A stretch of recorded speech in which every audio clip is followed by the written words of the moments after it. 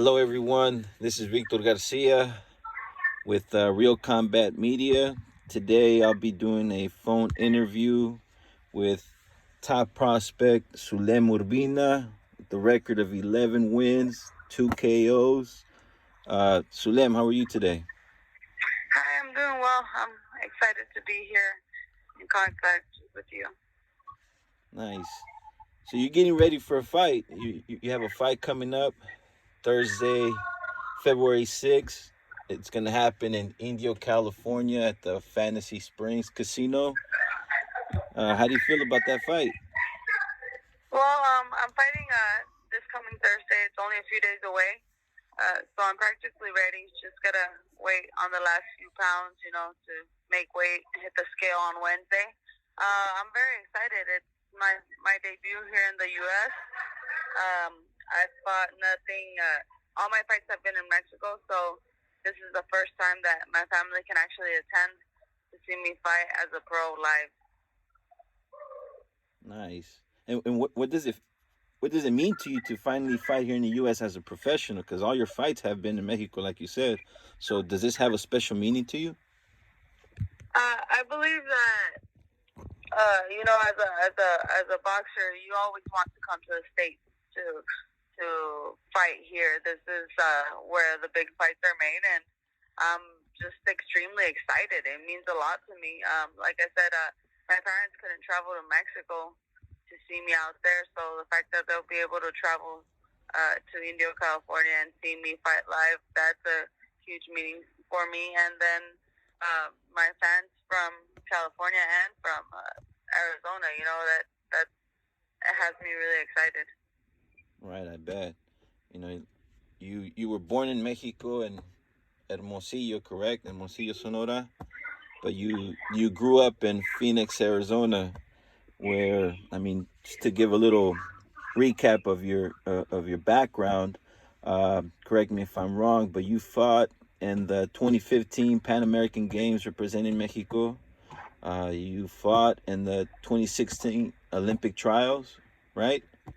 And then, Yes. Arizona, you were a two-time Arizona Golden Gloves. Then you placed third in National Golden Gloves.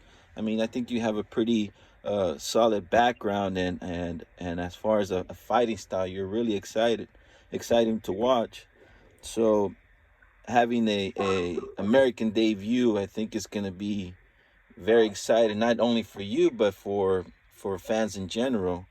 Um, do you think fighting more frequently here in the U.S. can help you get closer to that world title shot?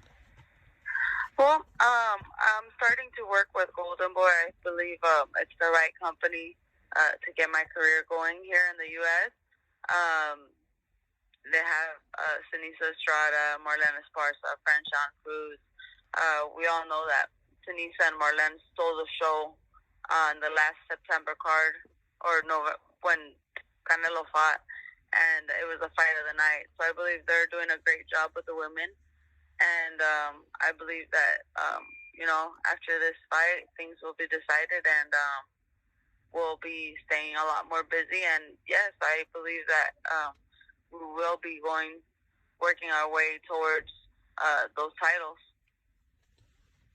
That the weight class, your flyweight weight class, I think it's a really stacked weight class.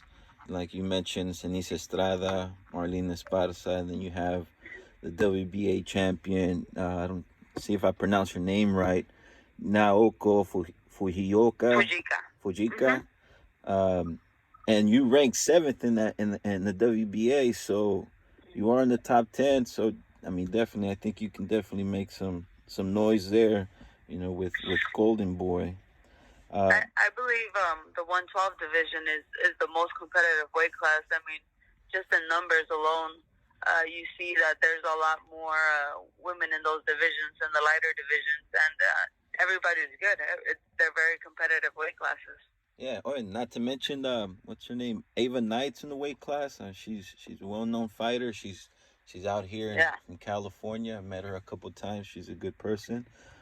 Yeah, I think that weight class is really, really stacked. So I think it has a lot of potential to grow, to make some terrific fights with you on it.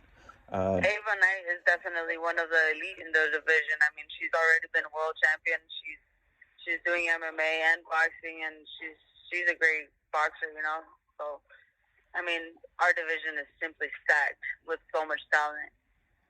Yeah, and I think with making the right move, signing, if you get that signing with Golden Boy, I think Golden Boy's doing a terrific job with, with the women's boxing. Um, what else? Let's see. Do you think women's boxing is heading in the right direction as we speak? I believe it's finally starting to grow here in the U.S. I think women's boxing is huge in other countries. I think the U.S. is a little behind on that still. Mm-hmm. In Mexico, you know, women boxers are very respected. I've been televised 8 out of my 11 pro fights, I believe. I debuted on national TV. The same in Argentina and China. You know, women's boxing is really respected. And this is the first time that women's boxing is actually starting to pick up on TV here in the U.S. So it's amazing, you know, everything that Clarissa Shields has done, Michaela Mayer, all these girls, they're stepping up their game, and they're getting boxing back to where it was back in the day when Layla Ali and Christy Martin used to fight. So that's really good, and every little bit that all of us do, you know, helps the women coming up in the future. Right. No, I definitely agree. And but what do you think that women's boxing needs here in the U.S. in order to create a huge fan base as big as the men's boxing? I just think promoters need to keep giving us the opportunities. If they keep giving us the opportunities to fight on these big cards and actually, you know, be TV openers and for the public to see us, I think that's going to change a lot of perspective because, like I said, there is a lot of talented women. You just need to make the right fight, put it on TV, and show that women can box. Women are amazing, and that way we can get our popularity up. No, I agree. I mean, I think the talent is there, and you're a very exciting fighter. I think I've seen your last 6, 7 fights. I believe I've seen a couple of them live, and the other ones I've seen highlights of. I mean, it's very hard to get a hold of women's fights, But I think I definitely agree with you. I think promoters need to definitely step it up. I think Golden Boy, for instance, has a good stable of women boxing, and has a lot of potential to create that fan base that we're all looking for. Um, you are an exciting fighter. You are trained by your husband. How does that how is that relationship in the ring? You know, it's we've been training together for 13 years now. I started with him back in 2007, and honestly, I mean, I boxed a little bit when I was little, but they really didn't teach me anything. I would just go in there savage, throwing 1-2, 1-2 forever, and I would win like that. When I started boxing with him, he's the one that actually taught me everything that I know. I mean, he's the one that has made me the boxer that I am today. He's a very tough coach. He's very demanding of me. Not because I'm his wife is he gonna go any easier on me. Actually, he goes 10 times harder on me because I'm his wife. He demands excellence of me, and sometimes it does get hard. I have a tough day at the gym, and I still gotta get home, and I'm still with him, and I serve him his food, and sometimes I'm a little grumpy, but nobody wants what's best for me more than he does. He invests so much time in me. He organizes my days for me. Everything revolves around me for him. So I'm truly blessed to have a husband that loves and appreciates everything that I do and supports me. Yeah, that's great. I mean, I think that's pretty awesome. I mean, we normally typically see a father-son duel, a father-daughter duel, but in this case, it's pretty unique. You having your partner in there and on your corner, like in life. So I think that's pretty neat. We more battles together. Yeah, definitely. I mean, that's pretty cool. I like that. Now, we talked about women's boxing. Um, let's talk a little bit about your upcoming fight. You know, who's your opponent? Do you have an opponent already? Yes, I'm actually fighting Noemi Bosques from Florida. She's a Puerto Rican boxer. She's very well seasoned, very experienced. I believe she's 14 and 11.